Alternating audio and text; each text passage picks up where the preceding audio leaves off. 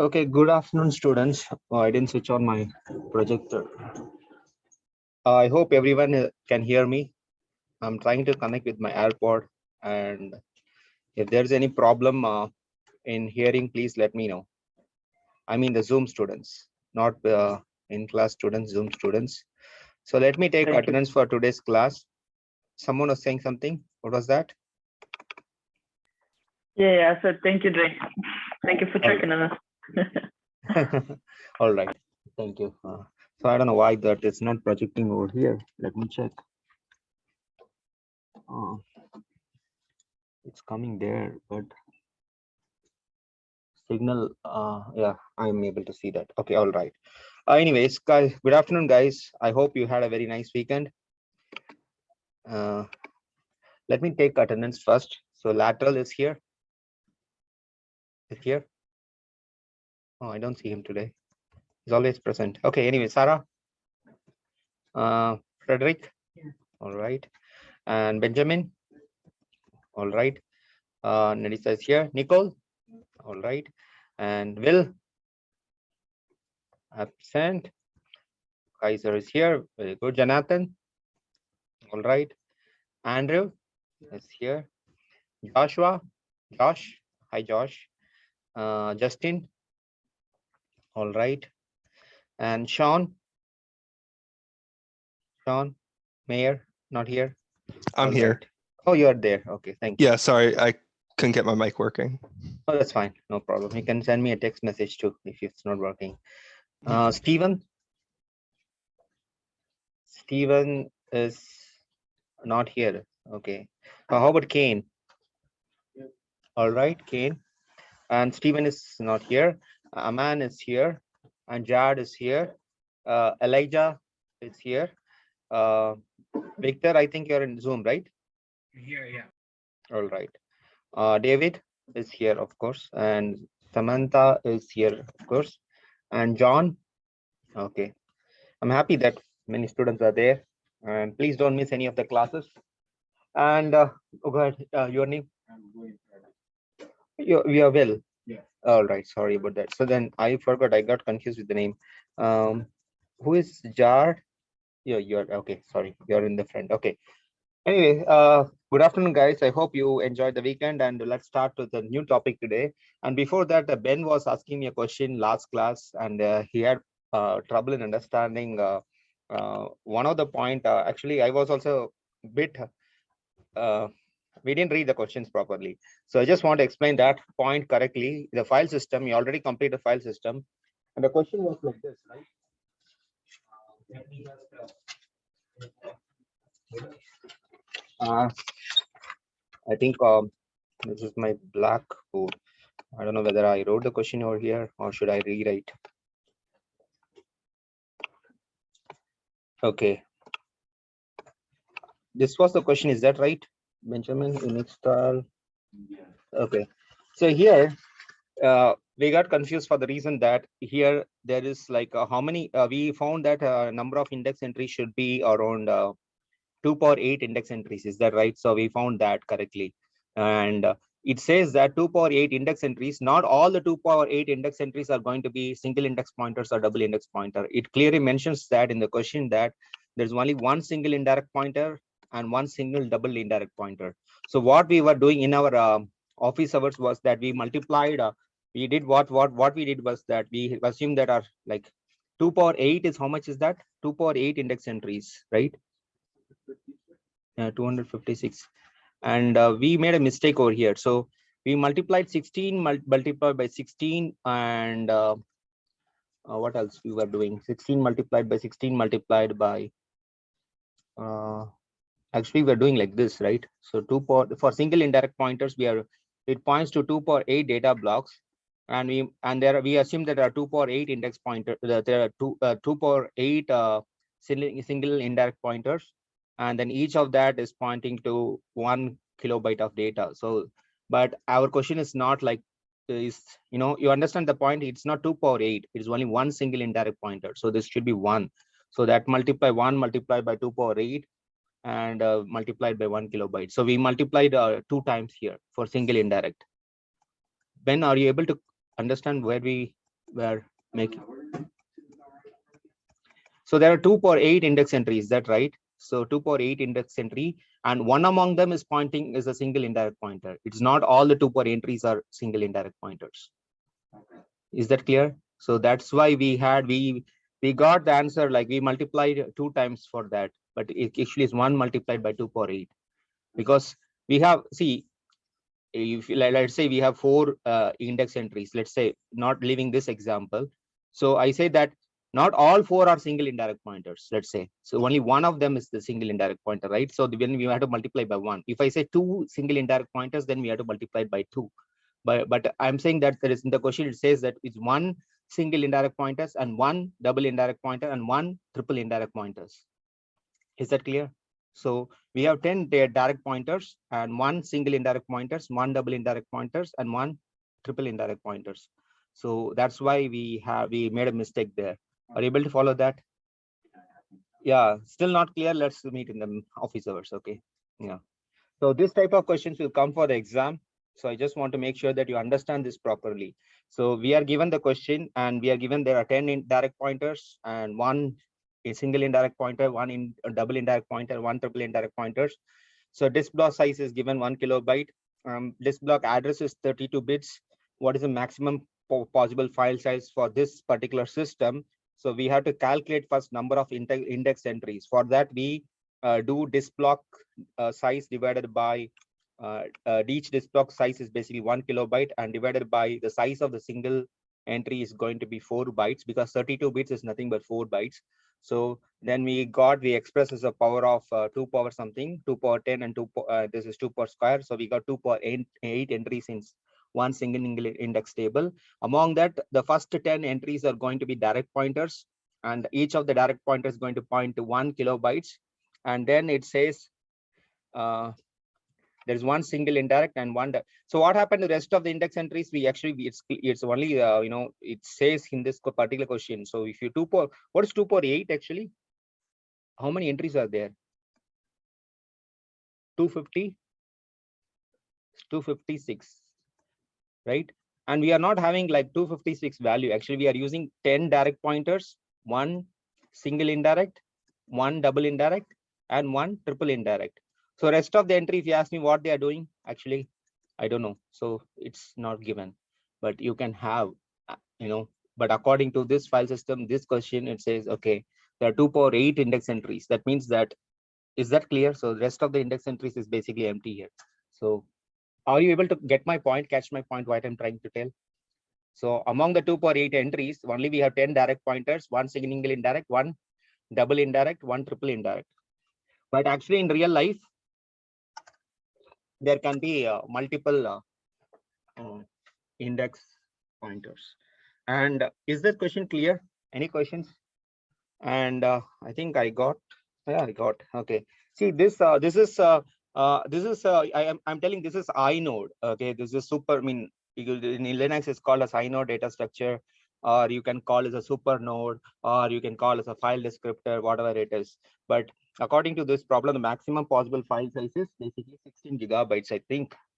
What was the how much was this? What was the answer? I forgot. It was 16 GB, right? So 16 gigabytes. Don't confuse the right. That is for the operating system course. Sorry, that's for the computer organization course. Did I record this or not? Let me just, I'm always having confusion whether I'm recording this or not. Okay, I'm recording this. Very good.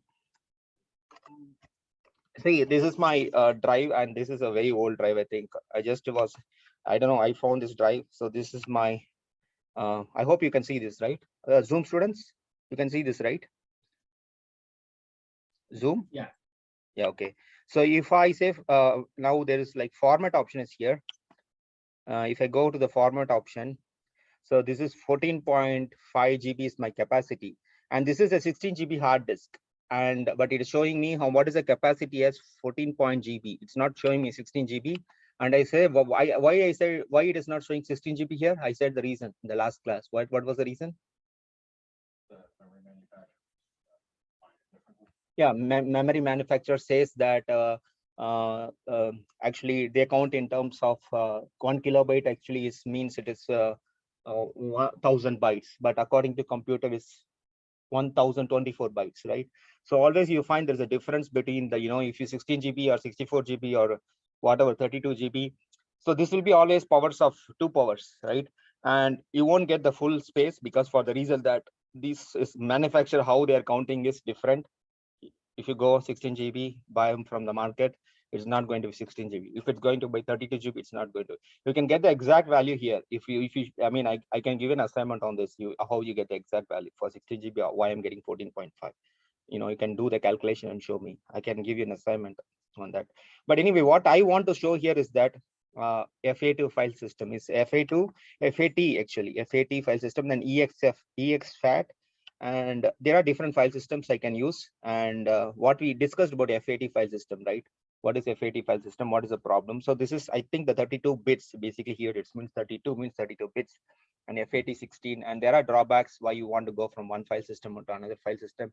And all these file system basically use these kind of data structure. They call a system, and you call, and system doesn't mean that it's a physical system. It means, a program here. It's like I said, what is a file system? File system is nothing but it manages the files in a hard disk, and data structure to manage these files in the hard disk.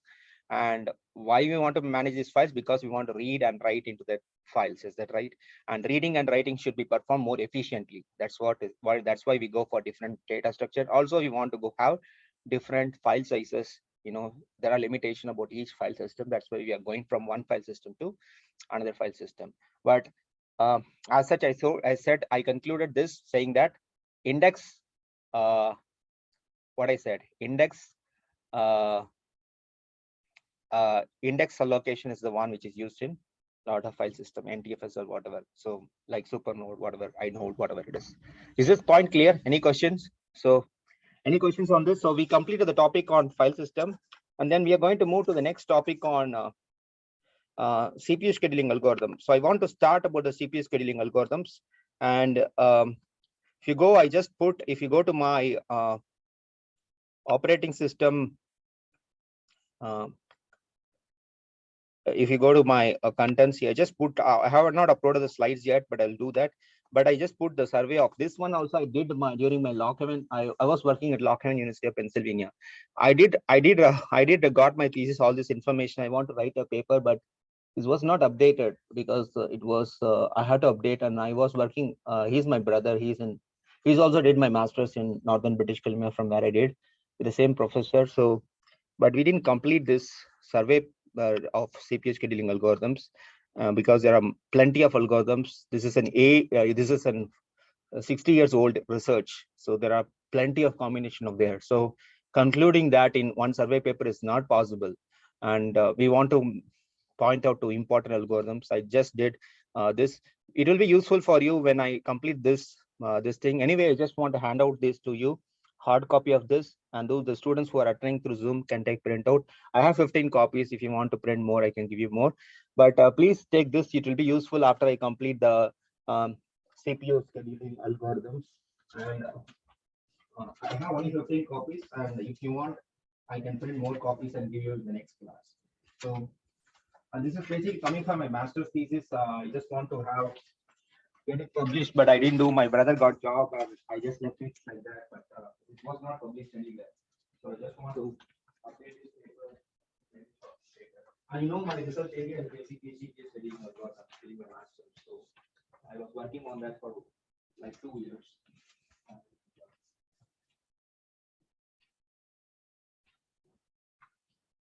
But this paper has to be updated, and if I can make a good paper, then I can publish this. But I want to have good. When I write paper, I just want to make sure that others are reading the paper. It's not from my publication. Otherwise, you won't. What is the use of publishing papers when others don't read it? Right? So you are writing publication. Sorry for you guys. I don't have enough copies. I'll give you the next class. Okay, I think 1%. So that's the first in first out algorithm, right? So we are going to discuss about the scheduling algorithm. So first in first out, I just came. It's not first in first out actually. I mean, I came in that order. You are in the last, so I didn't get a copy. So when I started my thesis on scheduling algorithms, actually that time I was only 21 or 22. I don't know what was my I was started my master's at the age of 21, I guess. So anyway, when I wrote the thesis, I don't know how to start my thesis. The same problem I found with my PhD thesis also. And today we are discussing a new topic. Zoom students, can you hear me? Any questions? Because this is the first time I'm connecting with my AirPod. Please say yes or no. We can hear We you. can hear if you. that- Yeah, okay, Yeah. all right. So when I was starting this research topic on scheduling algorithm, I actually had problem. This is my thesis, I guess, CPS scheduling algorithms. I really don't know how to start my, you know, my professor says that, you know, it's like when you write a thesis, it should be like, you know, icing, you know, there's a cake is inside and you have to put icing and everything and you have to start properly. And as you can see that this is available in, because all the thesis goes to the archives library in Archives Canada, so you can download it for free. Anyway, I'm not giving it the entire, I mean, I'm not printing an entire thesis and giving you. But when I started with, I don't know how to start. So I started thesis with like the concept of scheduling is not new, and the practice of scheduling could be traced back at least to the time when people started developing strategies to share resources and receive services in fair and efficient manner. Okay, I mean, this is my own words reading on my this thing. It is evident that more than 3,000 years old pyramids and more than 350 years old, that was 20 years back. So now, I mean, it's going to be 380, I don't know. So Taj Mahal could not have been built without some form of scheduling. And scheduling theory is concerned with the effective allocation of scarce resources to active entities in the system over time. And we deal with scheduling in computing system. So this is how I started. So the scheduling concept is something which is not new. It is there, is there, because if when I go for pyramids, I always get mesmerized how people build pyramids, you know, because we don't have evidence that how they place all these 2.5 ton stone block on top of each other. You know, there is no cranes or nothing found in that. I had a friend, she's from Mexico. She was an archaeologist, and she was telling me, you know, they don't have any traces. You know, they were going to the site, they couldn't find how these pyramids. So there are theories in Discovery Channel how they could have built this. I watched those during young times. So, but at least some form of scheduling is there, right? There's theory like alien was there. Maybe the alien was the god. I don't know. Alien is the god, right? Mama. Maybe. Maybe. And what was your telling, Enrisa? No, I'm saying Mammons probably did. Okay. Okay. Mammons. Narisa, you can type it. I cannot hear voice properly. You can type what you're saying, so I can other students can see in the class. Can you type, Narisa? So Sure. yeah, this is not this is an age-old problem. And in computer science, when I wrote my thesis, I think it was 2005 or 6. It was 40 years old problem, and this is now 60 years old problem, like 2 decades after this, right? And lot of algorithms are there, plenty of algorithms. I do have plenty of algorithms in my mind, and to work on for you guys if you are interested. And there's one thing I just want to introduce is that I have the code and everything for you guys. So if you want to, oh, Mammoth, okay, all right. Mammoth. I hope I pronounce it right. Anyway, what I was telling is that I want the ESU grant. So, and I have a lot of ESU grant is not coming. Oh, ESU grant should come. Okay. So there is one grant I was looking onto it. So if students are interested to work on something like on scheduling, I'm not talking about just scheduling and general purpose operating system, which is like your Windows and etc. I'm talking about real-time scheduling algorithms, which is VxWorks. We have real-time operating system, right? So there was one thing actually I forgot. There was for student, there's a SURE thing. Yeah, this is the one, summer undergraduate research experience. And I think you can apply for this grant, and I'm going to help you in writing the simulator and for your project, a discrete event simulator, which will compare different scheduling algorithms. And I have several different ideas to work on. And even if you can come with the ideas, we can work over this summer and possibly get a publication. And especially in real-time scheduling algorithms, I said that there is a concept of deadline. Every task has to meet completes by deadline.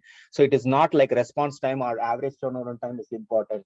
If a task cannot meet by its deadline, that task or process or job, whatever you call, it is not considered to be, it is like, see what happens, there's the concept is like similar. If you're doing robotic surgery or something, that's a real-time task. You have to do the surgery in real time. Even a small lag or something happens, it can result in, uh, it can result in dying of patients. So that is very important.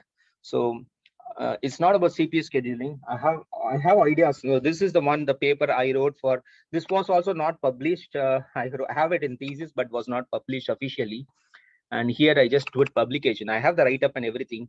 This is fair share round robin scheduling algorithm. So, and I had proposed these algorithms. I had simulation results and everything, but I haven't published this yet, for the reason that I find that still it has to be improved. The way I wrote this paper was not satisfied. So, but I still have results that which compare. So these are the results that from my discrete event simulator that I got. And so this one is not published. This is like I'm proposing a new algorithm, let's say improvement for round robin algorithm. So by analyzing the disadvantage of the existing algorithm, what can I improve on that? So, so all these algorithms sometimes are theoretical nature. They are not applied in real life. So sometimes the situation may so happen that you want to apply these algorithms in real life. We'll talk about that. I mean, I also teach a course on real-time system. I used to teach. So there's like preemption, what is it called? PCP protocol. I don't know the priority series protocol. If I cover real-time scheduling algorithms, can talk about that. I can talk about real-time scheduling algorithms. Then then the course more goes into more real-time systems. So we'll talk about rate monotonic and earliest delayed first algorithm, and then I can tell you how to improve those algorithms to have a better algorithm. And this was my paper, and I just want to what is it? This was my original idea. Activation adjusted CPU schedules, activation adjusted,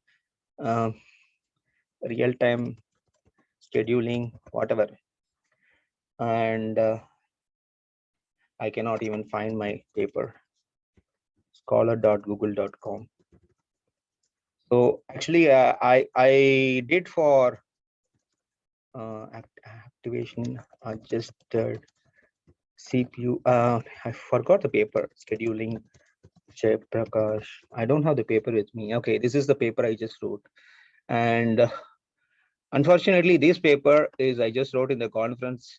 And this is my activation adjusted scheduling algorithm for real-time system. So here I try to, here I try to improve the existing algorithms, which can reduce the number of preemptions for rate monotonic algorithms, as well as for earliest deadline first.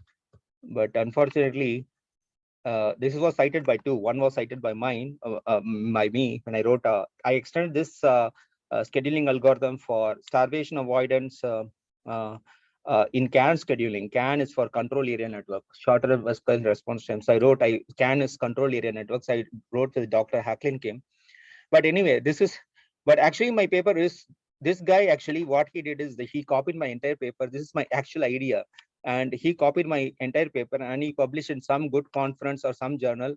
And this was cited by 12 people. So I was like totally,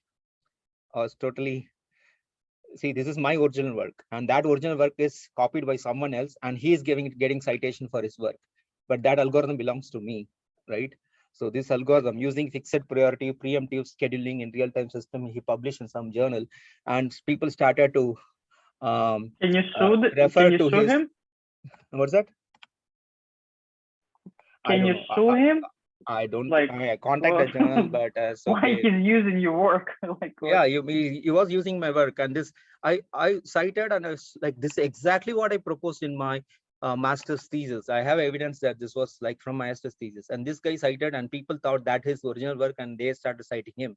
And this is my exact idea. It is my hard work for over more than 2.5 years that I did in my PhD. Sorry, not my PhD, my this one. And it was not easy because, as I said, this is an age-old problem, and all 5 version. I can show you that paper if you want to. So this was my, and what he did, one addition was he developed a GUI. GUI is like graphical user interface, and he did cite my paper, and my thing is also reducing the number of preemption for fixed priority scheduling as well as for dynamic earliest deadline first. It was exactly what I did, and he just developed a good GUI. This was his contribution, and people thought that it was actually, he quoted my work, Jay Chaudhary, but he got citations. So anyways, I contacted the journal and everything, but and I didn't, if you want, I mean, I didn't sue or anyone or anything like that. So let's not worry about that. Okay, let's focus on this. I still have a lot of ideas on this, and because real-time task can be classified as periodic task, sporadic task, aperiodic task, and we can improve the response time for those tasks. So I have ideas on that if you're going to work on real time. And if you can get this grant, and you will get paid from the university for working, and you can where did I, yes, sorry, I just exited the screen. So you can get money and you can work over the summer with me, and we can definitely find a good journal or some good conference, and you can work with me. So this is to provide faculty members with paid student research assistants, right? So the goals, I mean, you can read about it, and I just want to give you an idea. So through this course, after this course, also see, one way when you write program is that discrete event simulator or whatever, how to simulate different algorithms using simulator, and you will get strong in coding. As I said, you have to read about priority queues, etc. in Java, and I don't mind if you do in C++ as well. And other thing is that if you publish paper, I mean, papers means not like there are a lot of people publishing garbage papers, so around the world, and they count how many papers you publish rather than seeing the quality of publication they see. So anyways, what I want to say is that if you publish good papers, good conference, and if you have own algorithm, and or if you develop a nice GUI to explain your performance algorithm, whatever you contribute, it can be in the future, if you decide to do masters, it can fetch you admission. Of course, I think they look on GRE score. Is that right? In US, when you apply for masters, they look on his GRE scores, graduate record examination. Is that right? Yeah. So, and this can be supplemental to you, in getting a scholarship or whatever, you publish good paper. So good conferences or good journals. So otherwise, you can get a bigger, if you don't want to, like I insisted my brother to do PhD, but he never did. I mean, but he want to go and work in industry because he's getting almost, $200,000 per year job back in Canada. So he doesn't want to do PhD and waste his time. So he just went there. So anyway, so it can be helpful in different ways. Okay, getting this grant, putting in a resume, and all these things can be an add-on. So is that clear? And I promise that I'll show you Google interview. I'm not doing it now, but I will show you the questions later. Okay, so one of the class. Today we'll start the class on CP scheduling. So let's start the class, and I hope everything is clear. So let me start the class on today's. Let me clear this board, and I think I'm. Let me clear this board, and I mean whiteboard. I mean, right? This is a ruler. Okay.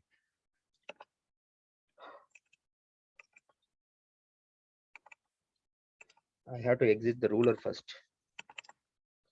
The problem is that, okay, this is kind of slow, as I said. Okay, let me exit this ruler.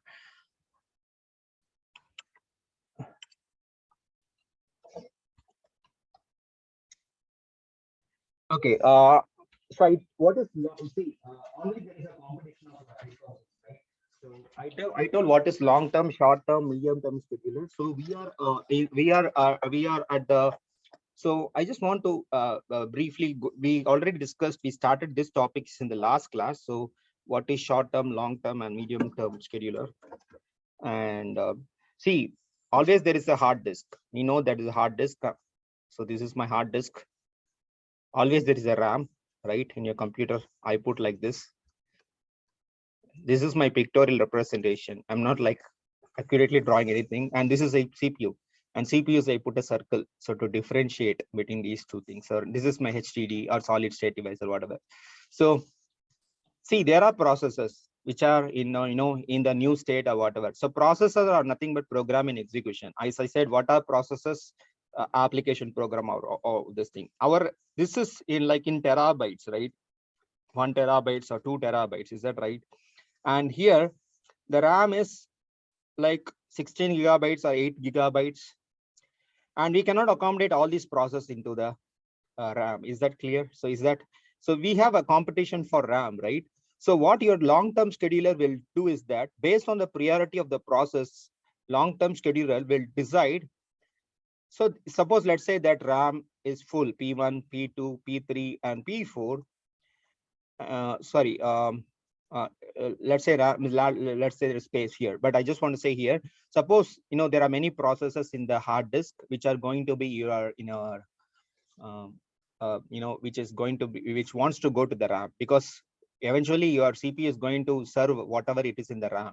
So it is going to refer to the RAM only, right? So the long-term scheduler will see which process or collection of group of process which can be moved into the RAM. So that is going to be, it is called as swapping in, right? This is a swap in process. So which is going to swap from the hard disk to the RAM. Suppose let's say that like P4, P5, and these are the process, different processes. And suppose that a higher priority process suddenly wants to go into the RAM, and you have to swap out the process which is not important or which is having low priority than the process which is coming from the hard disk, and then you have to swap out the process to make a way for the process to what we have to swap out the existing process in the RAM. Okay, that process is basically see, I will tell you, this process can be in the idle state or it can doing IO operation. So process, when it is sitting in the RAM, it can be in the idle state or it is in the, why it is in the idle state? Because it doesn't get the CPU, because there are so many processes in this. I'm talking about Uniprocessor system. There is only one CPU. Is that right? There is only one CPU. So there is always a competition for CPU as well, right? So here, so I'm talking about the medium-term scheduler. So medium-term scheduler will swap out processes which are not, lower priority processes to accommodate your higher priority process. That is the long-term scheduler and medium-term scheduler task. And then finally, this is long-term and short-term scheduler, you should know. Then, sorry, long-term and medium-term scheduler, and short-term scheduler is nothing but your CPU scheduling algorithms. So this will see that what are the processes in the RAM. Okay, it will see which, there are several processes in the RAM, like 4 process, 5 process, 10 process, whatever, and which process will get the CPU for execution. A process has to get the CPU. Otherwise, the process is nothing but as a line of code, and it has to be executed by the CPU, right? It has to be executed by the CPU. And short-term scheduler is nothing but your CPU scheduler, and which will basically deal with which process will get the CPU. So among the list of processes in the RAM, or it is called as the main memory or the primary memory, which process will get the CPU is decided by who? The short-term scheduler or the CPU scheduler. Is that clear? So there are 3 things: medium-term, long-term, short-term scheduler. And what we are going to talk about is not long-term and short-term scheduler. We are going to talk about CPU schedulers. And all this, as I said, if you have a RAM, again, I'm drawing the RAM. So all this RAM. So a lot of people, students, when I interviewed back in India, when I was working there, operating system is also taking a part of your RAM. Operating system itself will be loaded into the RAM, right? So that will be in the lower address space, starting from 0 to something. And this is no process can go into the operating system code and do something corrupt. So it is protected, basically. That is be loaded in the part of the RAM. But then we have this thing, process everything. And what I want to say, OS here, OS itself, as I said, there are several functions, and one thing we discussed was file system. That was a topic we discussed in the last 2 weeks. What is a file system? That will take care of how to allocate files to the hard disk. And there is also memory management. We will talk that later. But there is also scheduler part. In the scheduler part, we have the operating system code. We have long-term, short-term. I'm not writing full correctly, so I'm just scribbling over here. But long-term, medium-term, and short-term, right? So this is also part of code in the operating system. Your OS is based nothing but is the system software. It is nothing but it is a resource manager. Now what it is going to, before it was managing resource in the hard disk drive, how to allocate these files into the hard disk blocks. So we saw different algorithms, why we need file system, we draw.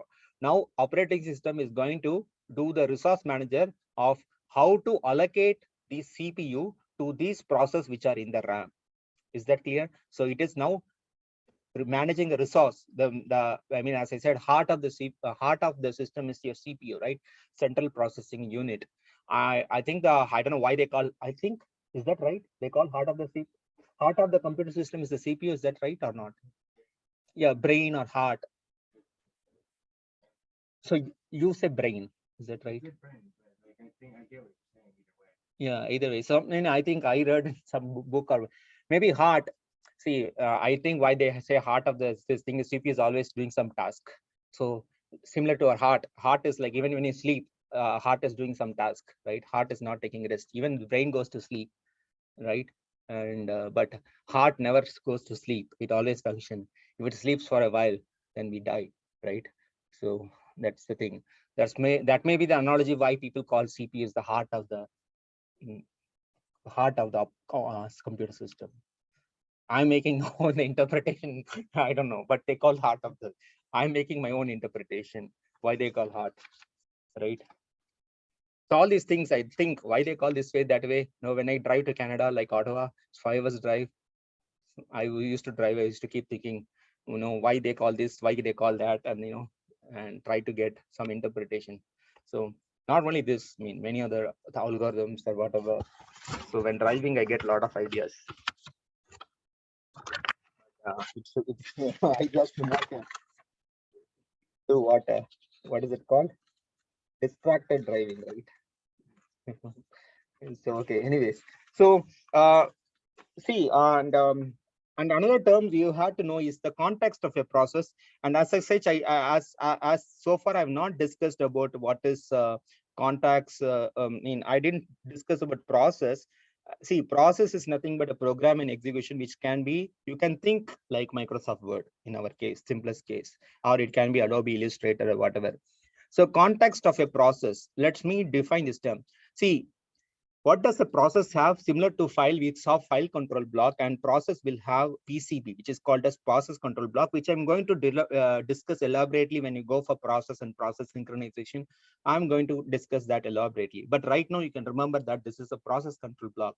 And what does the process control block? Actually, what is nothing, process, nothing but code, right? It has code segment, and it has data segment, and data segment. It has global and static variables. Is that right? Global and static variables, and then we can have heap, memory, heap. All these, I think, these are coming to the process control block. And they're also like, this is a PCB, and then the attributes of the process is nothing but you can assign attributes to your process. So one, I would say the process ID. So even if I don't know whether I can show you here, there's a process ID in Windows, but you can see that I think the command to see the process, I forgot what is the command in Linux to see the running process. It's not top, TOP, guys. HTOP, right? Yeah, you use HTOP. So that will give me that description about this process and what is the priority of these process. Basically, it attributes of a process. I think it's a priority of a process ID. So those kind of information, priority of your process. Of course, process, I said it is going to open files. Let's say if it's a Microsoft Word, it is going to say list of open files, list of files opened by the process. All this will be in the attribute of the process, right? Files opened by the process. So all these are nothing but the process control block. And did I leave anything? So it will attributes, it will also has process ID. See, sometimes people say process ID is also, sometimes they associate like P1 means the process is the high, they associate ID with the priority of the process. So here one means it can be higher priority, and P5 means it is a lower priority. So one is basically higher priority. Not, of course, one is not greater than 5, but I'm telling that one is a higher priority process than this thing. Or you can have other notation. 5 is the highest priority and 1 is the lowest priority. So some people also assign in the paper, when you read research paper, they always some assume that process ID corresponds to the priority of the process, or it need not be same. Process ID can be just to differentiate. It is a unique number, like student ID I give you, right? If when you join ESU, I give a student ID, unique ID to everyone. I mean, I don't give, but university gives you student ID. So similar to that, a process will have process ID, and then a priority is assigned to each process. But in the research papers, they sometimes they say that P1, P2, that number denotes the priority of the process. So just want to tell that fact. But priority of a process, list of files opened by the process, all these things going to be the attributes of the process. Now, what I mean by context switching. So I want to tell one term, which is context switching. Like you have a CPU, right? And CPU is executing process P1. And of course, RAM, it's going to pull out the process from the RAM. And suddenly P2 arrives, some process is there, it is going to keep arriving. And so P2 is arriving, right? And you want to preempt, you want to preempt P1. So P1 means what is preemption? I mean, I just want to say we use this term often, preemption. So suppose, go ahead. When you make a test, start another test. Exactly. Use very good. Yes. And forgot your name. Will, yes, Will answer was right. And the students in the Zoom cannot hear, but what he was right. So preemption. So preemption is like something, see, I'll just to tell you an example, rough idea. So if you read any religious textbooks, like if I read Bible or something, so I take this thing, I read some chapters or some words or whatever it is. There is a thread there, right? You keep the thread and you just keep it, or in book or dictionary, whatever it is, you keep, there's a thread, and the thread is useful for basically we know where we left off from the previous, and we have to continue from the point where we left off. The thread is used, right? Same thing, there is a context. We are storing when you are switching from, like when you are reading some religious textbooks, let's say Bible or Quran, whatever it is, when you're reading it and you keep reading it and you want to go and cook something, food or something, you put that thread and then go and cook something and come back and you do from the point where you left off, right? So that the same thing here. So when a process is being switched from one, when your process is being switched, basically when higher priority process, this happens when higher priority process comes. Suddenly a higher priority process comes, it is going to kick the lower priority process from the CPU, and the context of the context of the lower priority process has to be saved. Why? Because when it comes next time, it has to continue from the point where it left off. Suppose it is reading instructions by instruction, it has to know, because your program counter is going to point to the instruction that has been currently executed. Is that right? Program counter, we have program counter, and what else we have? Instruction register. I mean, instruction register is going to point to the current instruction being registered. Program counter will see that next instruction going to be this one, right? So it has to save all these things because it has to continue from the point where it left off. Otherwise, it has to continue from the beginning. There's no use. So we have to save that. That is called as context of a process. I mean, context of a process means the PCB and its attributes, everything will be saved back into the RAM. So when you kick out of the process from the CPU, you're going to save that context into the RAM. Is that clear? That is the PCB, process control block. We'll discuss more when you discuss about the process. What is process? I mean, we'll discuss elaborately and process synchronization, etc. But right now, you know what is process control block. Are you understanding what does preemption mean? Okay. See, there are algorithms which show without preemption and with preemptions. So we are going to see without preemption. Without preemption is called as non-preemptive scheduling algorithms, and preemption is, you whenever a higher priority, usually, and usually priority is determined. Of course, we'll discuss what is the problem with priority based scheduling, but we'll see whether we can find a better way, and we see the advantage and disadvantage of each of the algorithm, why we are going for different algorithms. So before we go for that, I just want to so you understand, this is called as, actually this term is called as context switching.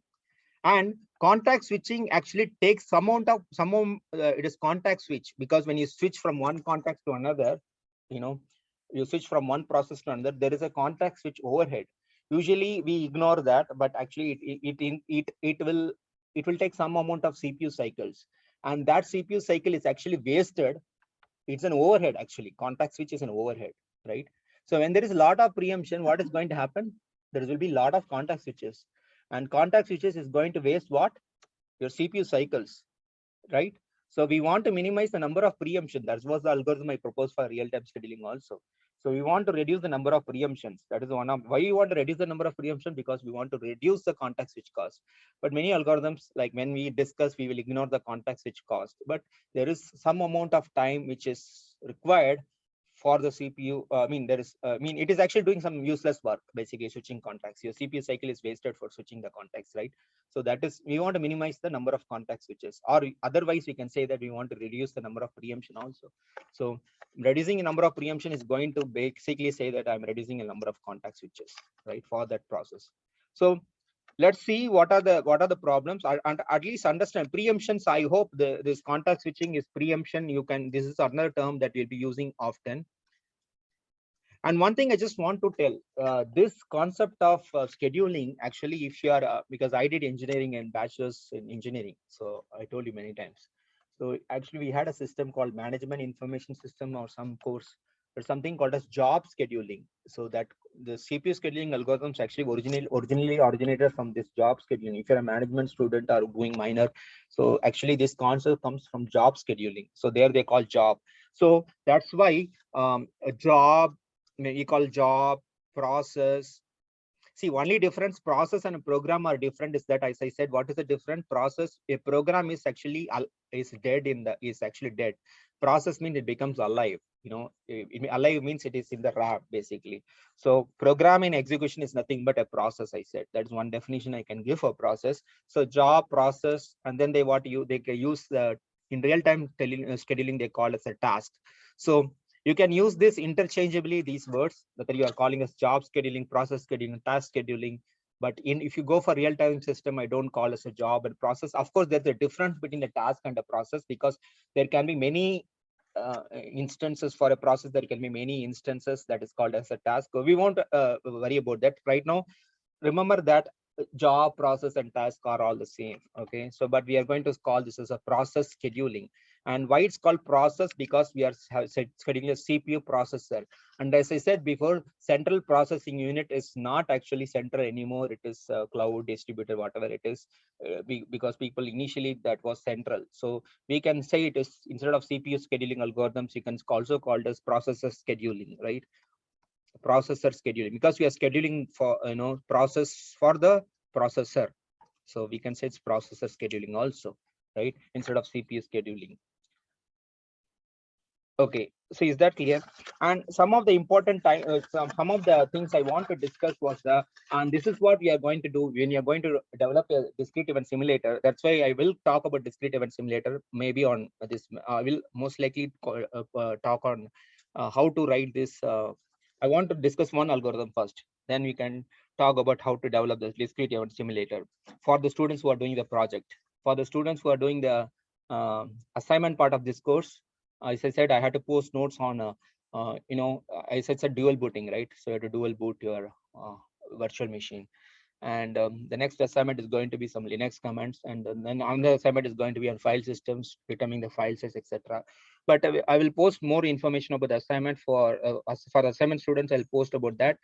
For the project students, we will talk about the project on Wednesday's class. Okay, so various time related to a process. I will say various time related to a process. So what are the various time related to a process? Is basically, you can take notes on this. So first is arrival time. Arrival time. And the second one is burst time. So burst time is also called as execution time, right? Some papers they call burst times because they occur as a burst. So this is called burst time. It's also called as execution time. So don't get confused if they call, sometimes I call execution time, sometimes I call burst time, both mean the same. So execution time, all right? So burst time is the amount of time that is required by the process, that is the amount of CPU time required by the process. So how much time I require the CPU for, that is your burst time, right? And then completion time, of course, when you complete, you have what is called as completion time. So completion time. And fourth one is turnaround time, right? Turnaround time is, I will tell what is turnaround time. we are going to determine turnaround time. All right. And fifth one is basically waiting time. What is waiting time? We are going to compute all these times for every scheduling algorithms. And then sixth one is the response time, which I discussed in my thesis in a different way, what is response time. But I will tell you what is response time, what is the book definition of response time. And then we have IO time, so input output time. So we'll discuss all this time now. So arrival time is basically, again, I will draw the hard disk, right? I'm going to draw your hard disk. So this program is there, whatever this program is there, ellipse, and it is going to arrive into the RAM. Okay, when you click on something, what is going to happen is going to arrive in the RAM. So the time point, the point of time at which it arrives to the RAM, that is called as the arrival time. Okay, when it arrives to the RAM, that is called as arrival time. See, this is point in time, right? So point in time. Suppose I'm coming to my office at 3 p.m. and I am, so this is a point in time, right? I'm arriving at the office, my office hours, let's say 3 p.m. So this is point in time, right? So this is point in time. So I'm arriving at 3 p.m. and I'm leaving the office at 5 p.m. So I'm doing some office work or designing assignments or meeting students for whatever. So this is my point of departure. This is also point in time, right? So essentially the duration in time. So this is 3 p.m. and 5 p.m. So how many hours I basically have worked is basically 2 hours, right? Very good, 2 hours. So duration is nothing but, see, this is arrival time. This is also point in time, right? And this is my completion time. I'm just giving an analogy here, completion time. So this is also point in time. So my duration I'm working is basically completion time. I put a CT and minus arrival time. That is going to be how much it is going to be in. That's actually point in time. So because this is like exactly at one point, it's going to come to the RAM, right? From the hard disk to this one. This is a point in time. So basically 2 hours. So if I do some useful work in 2 hours, that is nothing but we can call it as completion time minus arrival time is nothing but it is called as TAT. TAT means turnaround time. Turnaround time. So how much time it took for me to complete that work is called as turnover time. As I said, a process is coming from the hard disk to the RAM. Is that clear? A process is coming to hard disk to the RAM. That is point in time. Is that right? And that process needs a CPU in order to complete the work, right? So it needs a CPU. And when it completes the work, what happens? The process is going to be removed from the RAM and put back into the hard disk. It is going to delete the process control block, everything. It is going to update everything in the hard disk. So anyway, it's going to remove. So arrival time is the point at which it comes to the RAM, or main memory is called as arrival time. And once it did complete its work, it is going to go back. It's going to be removed from the RAM, and that is going to be the completion time, the point in time at which the job or process completes its work in the CPU. That is going to be completion time. And the completion time you subtract with the arrival time, that is going to be result in what? Turnover time of the process.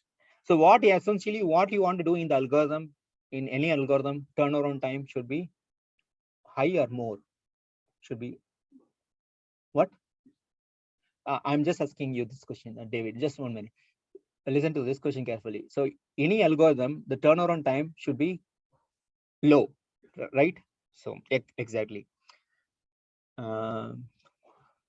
See, this one analogy I will give you. See, you go to the supermarket, right? You go. This all comes from the supermarket example. Let's go to Walmart or whatever. You go to the Walmart, and there is a long queue. People are waiting the long queue, for checking out the bills and checking out the grocery, whatever. So the turnaround, people get frustrated if they have to wait long in the queue to get checked out, right? So they will get frustrated. So you want to minimize the turnaround time. Is that right? That's why they see number of customers served per minute or second. Sometimes they wrote 2 seconds. Even if you go for vaccination, they'll say, okay, 15 minutes from this point, they'll say this is going to be our turnaround time. This is used in real world applications. So end of the day, any scheduling algorithm, what we are going to discuss, you have to reduce the turnaround time. Is that clear? So if the turnaround time is going to be big, in real world example, it is frustrating, right? Okay. Yes, go ahead. How long it takes to become available again, or how long it takes to complete the task? see how long to complete the task. Basically, your process is nothing but it's actually machine code. Some code is there. So how long to complete that code? That code has to be done by the CPU, executed by the CPU. So from the time it arrives in the RAM, how long does it take to get it done, its work done, to go back, so that it can be removed from the RAM? Actually, I will show you an example. I'm going to come with an example soon. We are going to discuss shortest job scheduling algorithm first, right? So we'll discuss that. And see, and another thing is that, and I said, what is burst time, completion time? Oh, you know what is burst time, right? See, this bus time we cannot, again, we cannot, again, we have to know the statistics. It's very difficult to compute the bus time of a process. It depends upon how fast is the CPU, etc. But we will make some estimation of the execution time of a process. So that is actually a problem. But you know what is bus time, right? So amount of time that is required by the process to execute in the CPU. How much time I require the CPU? That is my CPU. That is a bus time. Right? If you're coming to office and you're going to say, Jay, I need you to meet for 5 minutes. That means I'm the CPU and you are a process, and you say that I need 5 minutes to discuss something, right? So that means the bus time or execution time is basically 5 minutes, right? And arrival time, what is arrival time, and completion time I told you, and what is turnaround time I told you, and what is waiting time. Did I tell what is waiting time? I didn't tell, right? See, suppose there is a one process, one CPU, that is fine, but that is not the case in real world, right? So let's say process is arriving at 1 a.m. See, 1 a.m. Let's say 1 a.m. And this is the process P1 is arriving at 1 a.m. and it completes at 3 a.m. That's fine, but this process gets the CPU like continuously. It's not going to get, because there's going to be, if it's going to be shortest job first, or if it's a non-preemptive algorithm, then it's going to be case. But if it's a preemptive scheduling algorithm, so what happens? This 1 a.m. P1 arrives and 3 a.m. it completes, right? But during this time, the process P1 is scheduled by the CPU. Then there is a preemption or a contract switch, and then P2, because maybe P2 is higher priority process, is start executing. And then again, P1 is scheduled. But suddenly some process again comes, which is P3, and which is going to be a higher priority than the currently executing process P1. So P3 is running in the CPU. This is like CPU, I'm writing CPU. What is being executed is a Gantt chart, what I'm writing. Then again, P1 comes, and then it will complete this thing. So basically during this time, P2, the time executed by this process P2, and the time executed by this process, basically what happens is that the process is in the ready queue. Basically when the process is switched off of the RAM, it is going to be in the ready queue. So when you calculate, so this is the wait time. Is this clear? This is the wait time for this process, and this is the wait time for this. So I'm talking about in the context of process 1. So process 1 is coming at 1 a.m. and it is scheduled for some moment of time, let's say till 1:30 a.m. And suddenly P2 higher priority process comes, and it is going to get the CPU. And this process P1 is going back to the RAM. It's going to sit in the ready queue.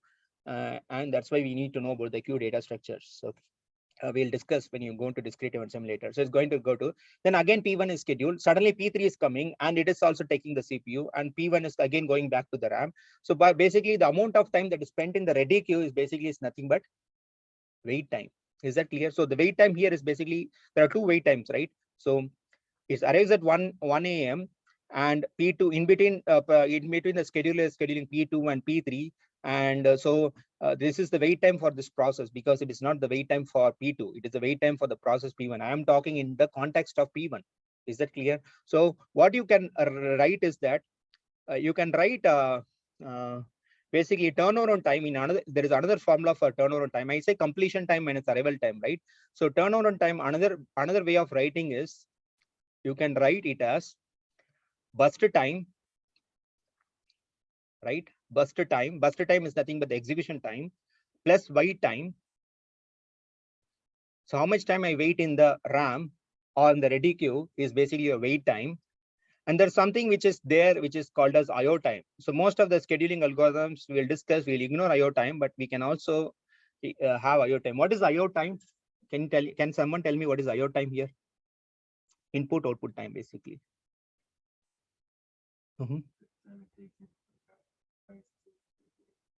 Right. Yeah.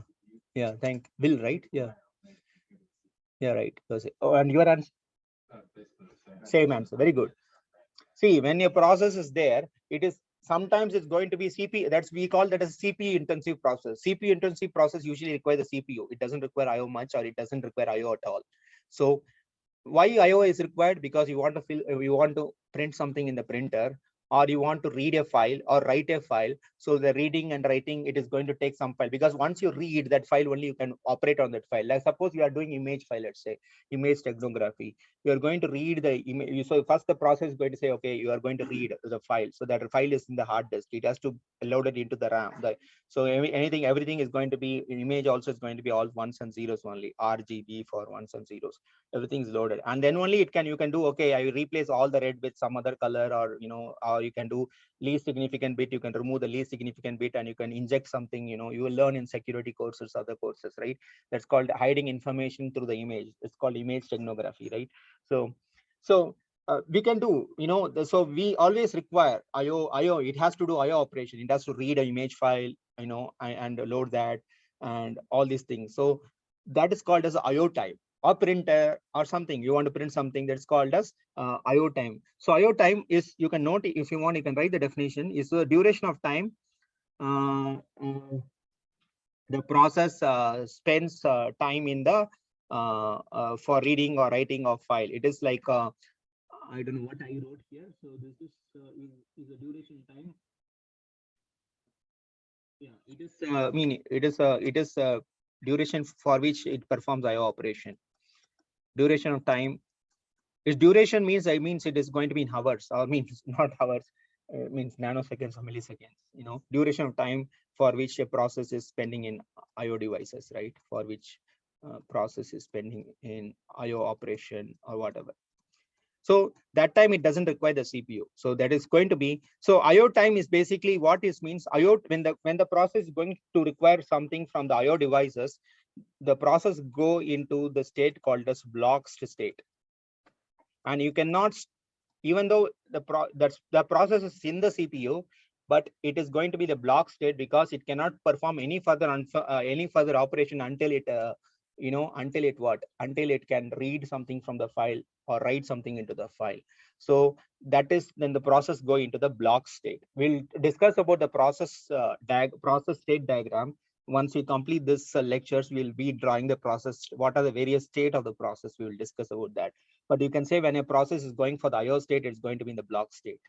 Is that clear? And you cannot schedule a process when the process, whichever is in the block state. Basically, it will be moved from the ready queue to the IO queue. There is like different queues, data structures we maintain. So ready queue, or it will contain the process which are waiting for the CPU to get executed, right? And IO, we will move the process from that we'll do in the discrete event simulator. We'll move that process which are going for IO operation, we'll move to the IO queue. We'll take the put in the IO queue, and once it completes the IO queue, and it comes and again sits in the ready queue. So we'll discuss that. Okay, is that clear?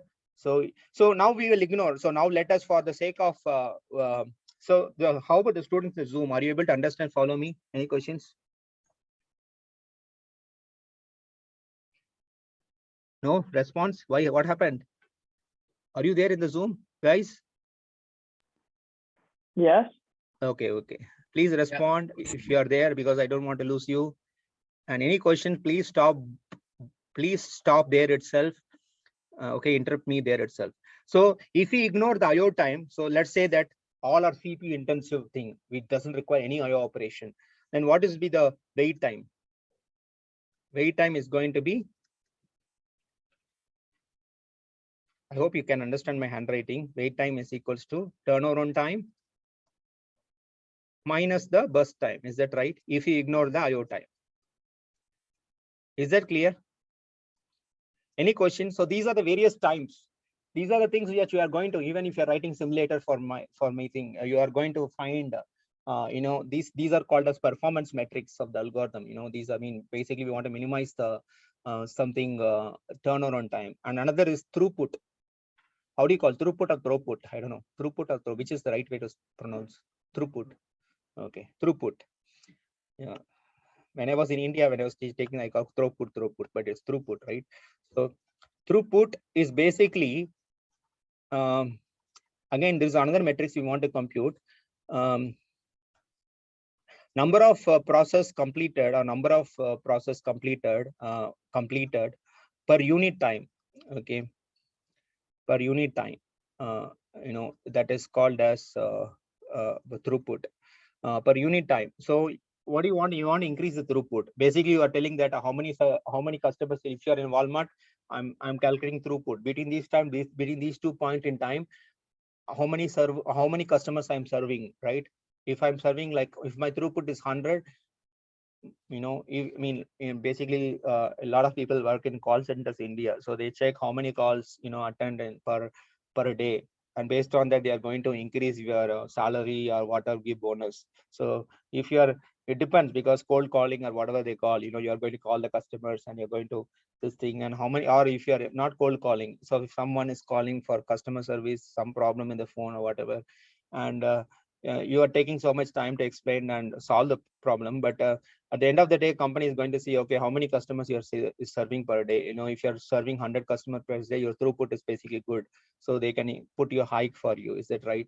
So that happens in real world. So throughput is basically between 2 points in time, how many people you are serving. That's called the throughput.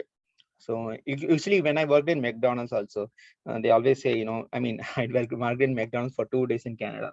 But they always tell how fast you make these burgers, like how many customers you are serving per this. That's why they call fast food restaurant, because why they call fast food is because they want to serve the food fast, and customer don't need to wait for a long time. They get the food for fast in 2 minutes, 3 minutes, like that's a fast food restaurant. If you go to other Dennis, you had Dennis here? Dennis restaurant? Yeah. Back in Canada, Dennis restaurant, we wait in restaurant, they'll take 15-20 minutes to prepare, and there is waiting time. So there you get good food. McDonald's, you don't get good food.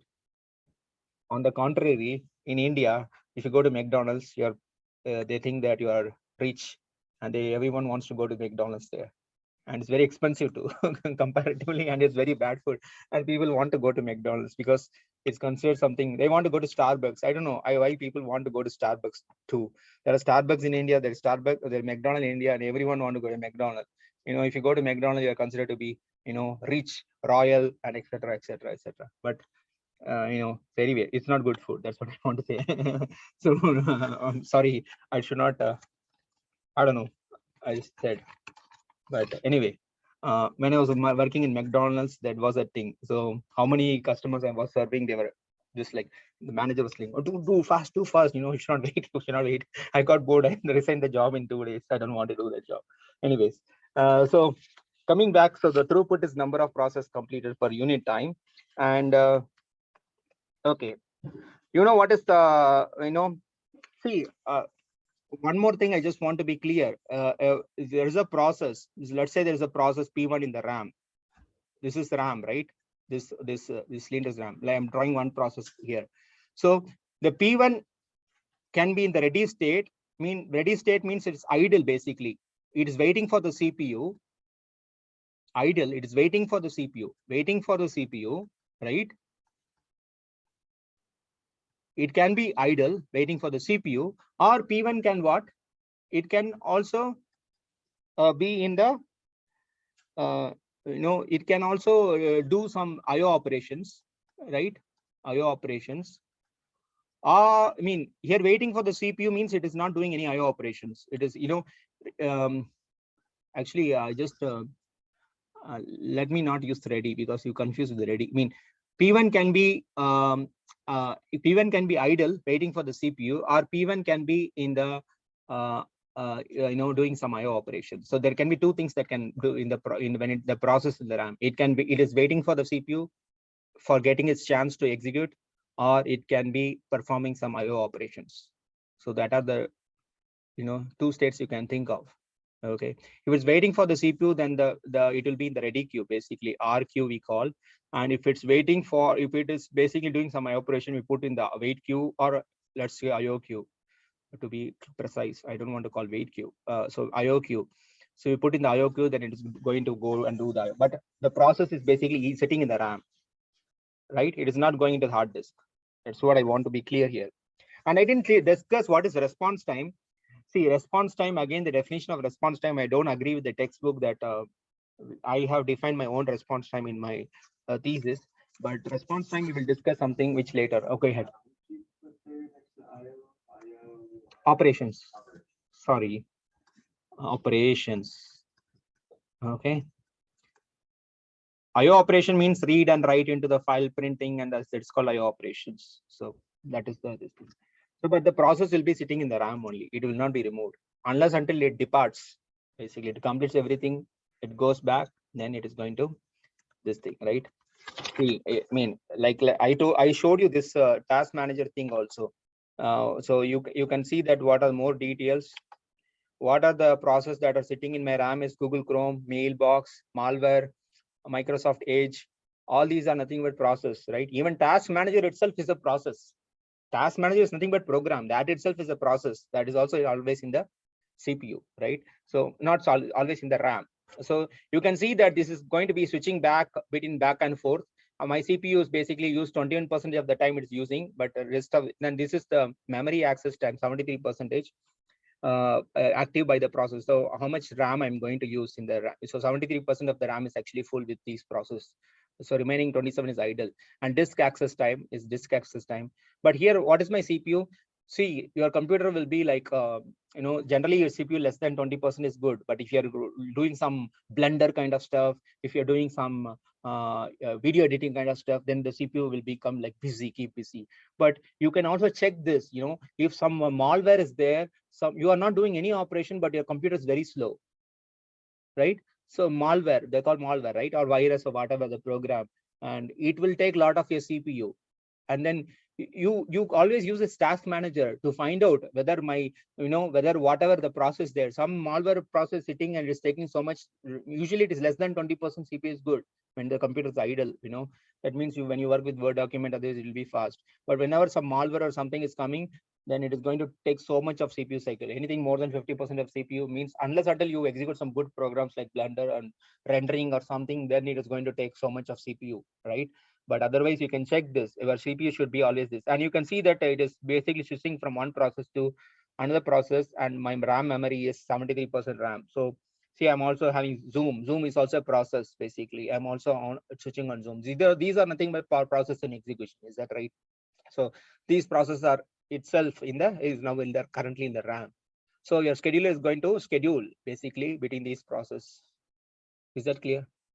Right now I'm not using whiteboard because I'm like showing you task manager. So whiteboard is actually, it will not be scheduled, but when I click on that, then the it will be scheduled here, and so it will switch from one process to another process, and it's going to switch. And you can also see the CPU usage for each of these process basically. And this is a good way to check if there is a malware or anything on the computer, and you can uninstall the required software, which is not. But task manager, again, is a program that is going to show what are the processes in the RAM. So that itself is a program. Okay, so task manager itself needs a CPU. So that's why task manager is also shown in the process in this task manager. Okay, I hope it is clear. Any questions so far? So why we need scheduling and what we are doing with scheduling. So response time I'll discuss later. So I wrote response time. I will discuss when it is necessary, but I was not convinced with the response time that is given in the textbook. So I have to redefine response time in my thesis. But response time is the one we follow. I will discuss what is response time later. Of course, your response time should be good, and we'll discuss what is the difference. Of course, we'll discuss what is why we need to have good response time later. But anyway, coming to types of CPU scheduling algorithms. So coming to types of CPU scheduling algorithms, there are two types basically. You can generalize these to two types when you do the classification. You can generalize types of CPU scheduling algorithms or types of scheduling algorithms. So you can, or I just left, you can put CPU or processor scheduling, whatever. So there can be preemptive scheduling algorithm and non-preemptive scheduling algorithm. See, one thing non-preemptive is that once the process gets the CPU, no matter what, even higher priority process is going to arrive, that process is not going to be preempted. It is not going to leave the CPU. That is the difference. Non-preemptive scheduling algorithm. So you can broadly classify into two groups. So preemptive scheduling algorithms and non-preemptive scheduling algorithms. This also comes from the real life. Okay. And these CPU scheduling algorithms, you have a question, David? What's that? Oh, glass. Okay. All right. Even I don't like to wear glasses. I want to do this. What about this? LASIK surgery. Mostly I don't use glasses because while driving I use for that reason. But here I want to see students who are far. So that's why I just wear glasses. But most of the time I don't wear glasses and I don't like to wear glasses too. Anyway, coming back to the point, CPU scheduling algorithms are applied for the process which are in the ready queue. It cannot be applied to the process which is in the block state. As I said, because block state means the process in the IO queue or it is waiting for IO operation to complete. So CPU scheduling algorithms are applied only to the process which are in the ready queue, okay, or in the ready state. So process which are, you can take notes, the process which are in the IO state, which are in IO state will be blocked. Will be blocked means they'll be moved into a different queue. When you do actual implementation, you'll be moving into a different queue.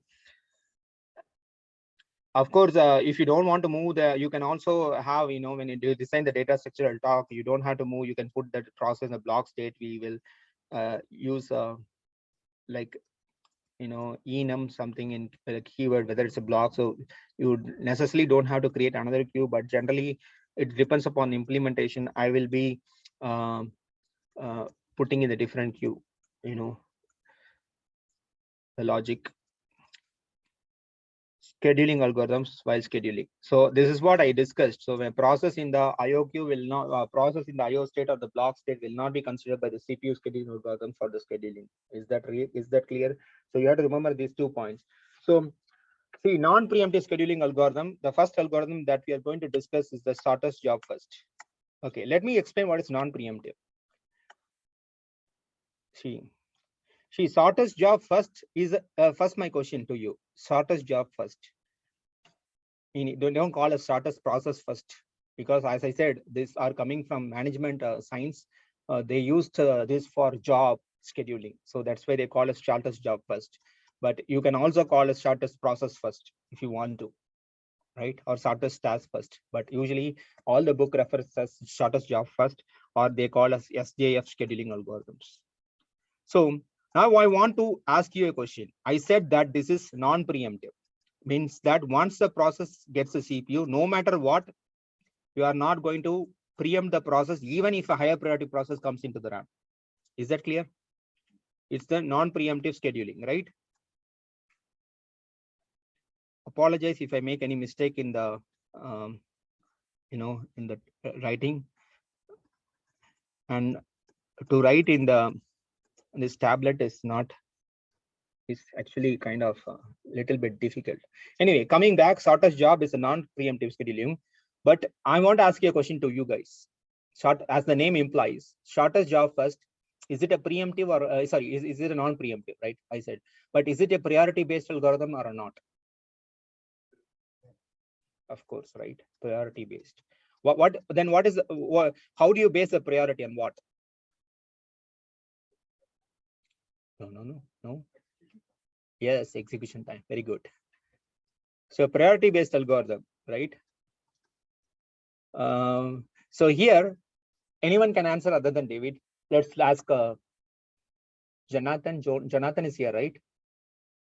Yes. Jonathan, can you answer me? What do you? Who is Jonathan? Here, right? Yeah. There are two Jonathan. Oh no, one. Okay. Anyone can answer in from the. So what? How do you base the priority here? It's shortest job. Anyone can answer. Louder. Who can answer this? How do you base the priority? Based on what? Kaiser?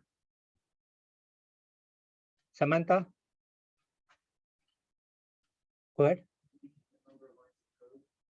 No, not line. See, I said every process will have the CPU execution time, right? So whichever process will require least amount of time for, that process will be given the priority. See, let's say this, I'm having office hours from 3 to 5 or whatever. Okay. And there are 10 students coming to the office hours. And I will ask these 10 at the same time they are arriving. Let's say the 10 students are arriving at the same time to my office hours. And I'll ask each individual students how much time you require, how much time you require, how much time you require. I'll go for the guy who says, okay, I need only 1 minute of time. Right? Because because that will go, what eventually it is going to do, it's going to improve my throughput. Is that right? Because I'm going to serve a lot of people, right? So 10 people are arriving at the same time. I'm telling how much, so how much time you require? I tell, okay, you require only 5 minutes. Okay. The other guy requires only 1 minute. So I'll serve the guy which requires 1 minute and then come to you who requires 5 minutes. Other guy is telling I need 1 hour to discuss with you. Then I will allocate time later. First I will schedule the guys with shortest execution times. Basically, a priority is based on what? First come, first served. No, it's not first comes first serve, Nadisa. It's based on the CPU execution time or burst time. See, every process is going to come with the CPU execution time. Is that clear? I just want to make sure this is clear. So every process is going to say that I need 5 minutes of CPU because CPU is a resource. Every process says, okay, I need 5 minutes of CPU. Some process is going to say I need 10 minutes of CPU. Some process say I need 1 hour of CPU. Is that clear? So I'm going to choose with the process which has the shortest CPU execution time. Is that clear? So job here means shortest job here means shortest CPU execution time. Is that clear? I'll go with an example, then you'll be more clear. But is it clear? But it's non-preemptive. See, so suppose like let's say that let's not go to 10 students. Let's say 2 students are coming to my office at the same time. 5 o'clock sharply, exact nanosecond, they are arriving at me at my office. Okay. So I will ask these 2 people who requires less time. Okay. Ben will say I require 2 minutes and David will say I need 5 minutes. Then I'll say Ben will serve Ben. Suddenly another process is coming. Okay. How many, Ben? How many minutes? I said 2 minutes, right? For you, Ben requires 2 minutes. Like, let me write on the board. Otherwise, I myself will forget. So Ben and David are coming to my office. Ben and David. Ben and David are coming to my office at 5 a.m. So not 5 a.m. at 5 p.m. at 5 p.m. Let's say 5 p.m. Ben and David are coming to my office. Okay. And Ben says I need 2 minutes. And David says I need 5 minutes. Okay. Then I will schedule first Ben because Ben is having shorter execution time. Shorter. So Ben will be served first. Then suddenly at 5:01 p.m. I am serving 5:01 p.m. Let's say Will, right? Will is coming at 5:01 p.m. Will is coming to my office and he is telling I required only 30 seconds from you. Okay. So now, but I am serving Ben. Okay. Jay is serving Ben. Okay. Serving means I'm helping Ben. Okay. To complete some assignment or whatever. But suddenly at 5:01 p.m. But already David arrived at 5 p.m. But at 5:01 p.m. Will is coming and saying that I need 30 seconds from you. Will I continue to serve Ben or will I go for at 5:01 p.m. while we have to make a decision, right? Will I go for Will? Tell me what I will do here. Stay with Ben.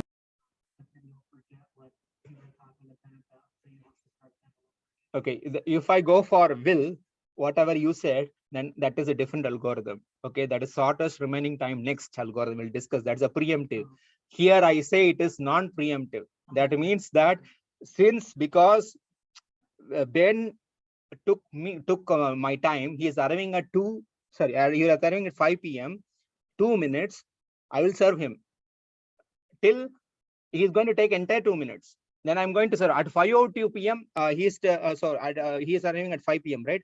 At 5:02 p.m. I will complete. I will finish because 2 minutes only he requires, right? Then who is now there? There is David and Will. David requires how much time? 5 minutes. And Will requires? Now what I will do? Who will I prefer? Because Ben left, because he left at 5. I didn't preempt because he came at 5. Will came at 5:01. Who will I prefer? Will. Well, very good, Nadisa. And then what is David going to say? David is going to get extremely David's angry on gonna me. be very happy. So this is the problem, right? The shortest job first. So I keep on, because if people keep on arriving in the RAM process, keep on arriving. So then what you can say, priority based algorithms always suffer from what? It is a word that used. It is used, they will suffer because shorter jobs keep coming to the my office. And let's say everyone requires 30 seconds, 15 seconds, 20 seconds, and David is with 5 minutes and he keeps on waiting indefinitely, right?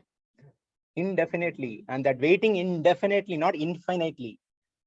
Okay. If I can serve everything, because my office hours is from 3 to 5. Okay. If I can serve everyone before 5, okay, then at the end, David is going to get served, right? But after 5 p.m., David will not show. So waiting indefinitely means it's not waiting infinitely. There is a difference. Waiting indefinitely. I don't know when David will get the CPU, right? So when I can help David, I don't know. So David has to keep on waiting, and he has to pray to God. No jobs with shorter execution time. So is that clear? So this is the problem with the priority-based scheduling. Any priority-based scheduling algorithm can lead to indefinite wait, which is called as starvation. It is indefinite wait. Is that clear? Or waiting indefinitely. So there is no assurance that David is going to get the CPU. So shortest job first suffers from this serious problem. Is that clear? Are you understanding with the example? Okay. Any questions? Nadisa, you are right. Other students cannot listen because I connect to the airport, so I can listen to you. But what you said is right, Nadisa. Thank you. Thank you. Yeah. So this is the problem with the shortest job first, right? So, but what is the advantage of shortest job first? As well as I discuss the disadvantage. What is the advantage? You can complete more tasks. That means throughput will increase naturally, right? Throughput will increase. Throughput, because I'm serving more shorter job. If I say number of tasks, number of students I served in my office hours, I can say 10, 15, 20, throughput will increase basically. And if throughput increases means actually the turnaround time for the shortest job will be less, for the shorter job will be less, not for the, I think so, right? Turnaround time for the shortest job will be less compared to the turnaround times of the longest job, right? Is that clear? Because shortest job is getting preference, so it is not waiting for a long time. So shortest job turnaround time will be more, right? Will be less, sorry. So let me go with an example. I still have time, so let me go on example. So so this is a non-preemptive scheduling algorithm. So let me tell that so I have office hours, and this is another example I can think right now. So let's say David is coming, and he's coming at 5 this thing, and he's discussing with me 5 till 5, whatever his time is. Suddenly higher priority process. Let's say the chair of the department, Dr. Hoffmeister, is coming. Will I preempt David? No, even though, because it's not preemptive, right? Yeah, I have to finish. Dr. Hoffmeister has to wait till I finish, discussion with David, because it's a non-preemptive scheduling algorithm. Remember that shortest job first is a priority-based scheduling algorithm, but at the same time, it's a non-preemptive scheduling algorithm. Once it gets a CPU, you cannot get rid out of it. You cannot take the job out of the CPU. Is that clear? So this is the difference. So let me just give you a few, let me just say process ID. I will, and arrival time, every process has arrival time. So see, arrival time is something arrives at different times. As I said, arrival time is actually following what in the previous class?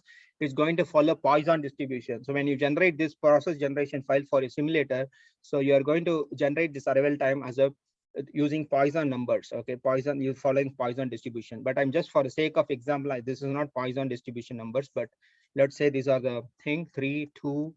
For the sake of explaining, there are only 5 process. Okay, so let me just this is called Gantt chart. So this is got Gantt chart. So I will always start with time 0. Right, I will start with time 0. Is that right? So see, the process ID is coming. So what time is arriving? One, the process ID is P1 is coming, right? So let's say it's P1 or whatever, P1, P2, P3, P4, P5. So till 0 to 2, there is no, what is the CPU doing? 0 to 2. Because the first job is arriving at P1, right? So 0 to 2 is basically the CPU is what? Idle. So this is ideal. CPU is idle, right? At 2, this job P1 arrives. So it burst time is basically 3 units, right? So how I will continue till, see, this is again non-preemptive. Remember that. So this job get the CPU. So I'm going to continue until what time? P1. P1 is coming till 5, right? It's not going to preempt out. So till 5 time units, I'm going to continue P1. Now between these within these 5 time units, what process has arrived according to the table? P2 is arrived at 3 and P3 has arrived at 4, right? P4 has not yet arrived because it is arriving at 6, right? So now between P2 and P3, which process will choose? Yes, P2. And how long it will execute? Very good. It is going to execute till 7. Okay. Now let me just remove. So P2 is there. So removed. So now P3 is there. P3 has arrived at what time? It has arrived at 4 unit, right? And at 6, what has arrived? P4 has arrived, right? So between P3 and P4, what I will choose? Yes, P4. Why? Because P4 has the lowest execution time. So I'm going to choose P4. And how long I will continue? Till 8, right? 8, because it will need only one execution time. And at 8, now P4 has completed. Now P3 is still there. And who else is there at 8? P5 is also coming, right? P5 is also coming, right? So among P3 and P5, which I will choose? Very good. So P5 is going to run till 10. 10. Yes, P5. And then I'm going to then it is going to finally go to P3, right? And which is going to execute till 13. See, here I'm having only 5 jobs. It's not like operating system only 5 jobs and then that's it done. It keeps arriving. It keeps arriving. I'm just showing an example of this Gantt chart just for 5 jobs. Okay, it is going to be a continuous process. It's not like only for 5 jobs are arriving and then we are calculating everything. But anyway, I will do the calculation here for you guys. So let me just see, if for non-preemptive scheduling algorithm, you can, what is the turnaround time for this? What first what is the definition of turnaround? So what is the completion time, right? We had to complete the first, the CT means completion time. What is the time? You can go from left to right. So what is the completion time for this job P1? What is the completion time? Go ahead. No, it started at 2. What time it completed? Completed means it goes away from the CPU. It will 5. Very good, 5. And what is the completion time? You can look at this Gantt chart and tell me. And what is the completion time of P2? 7. 7. Yeah. And what is the completion time of P4? 8. Very good. P3, 13. And then P4 is going to be what? 8. P4, 8, P3 to 13. Okay, sorry. Yeah, P3 was 13. Okay. And 13, P4 yeah. was 8. And 8, P5 was 5, 10. 10. 10. Yeah, 10. Now, what is TAT? Turnaround time. What is turnaround time? Completion time minus arrival time. Is that right? So what is the completion time? It's 5. 5 minus 2 is 3. 3. And 7 minus 3 is 4. 4. And 13 9. minus 4 is 9. 9. And 8 minus 6 is 2. 2. And 10 minus 2. 8 is 2. Okay. Now, what is wait time for each of these process? Can you do the wait time also? How do you calculate the wait time? I can calculate because I know that turnaround time is nothing but burst time or CPU time, burst time, BT plus what else? Burst time plus wait time plus IO time. And here assume that no process require IO. So basically we can ignore IO. So your wait time is nothing but turnaround time minus burst time. So what will be the wait time then? How much time is waiting in the queue basically? It's wait time 0. is nothing but turnaround time minus bus time, right? How Yeah, much is bus the time. time? 0. 0, right? So 0. Mhm. And next, 1.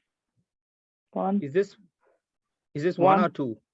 How it's, so what is the bus time here? No, What is my 4. turnaround time? 4. And what is my bus time is 2. So 4 2. minus 2 is 2, 2. right? And 9 minus 3 is 6. 6. 1.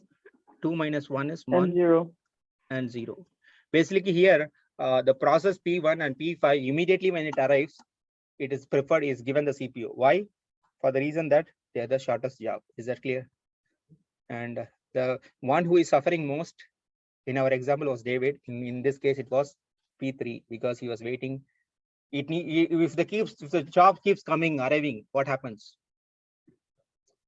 Longest job will never get the CPU. It's going to lead to starvation or indefinite wait or whatever you call.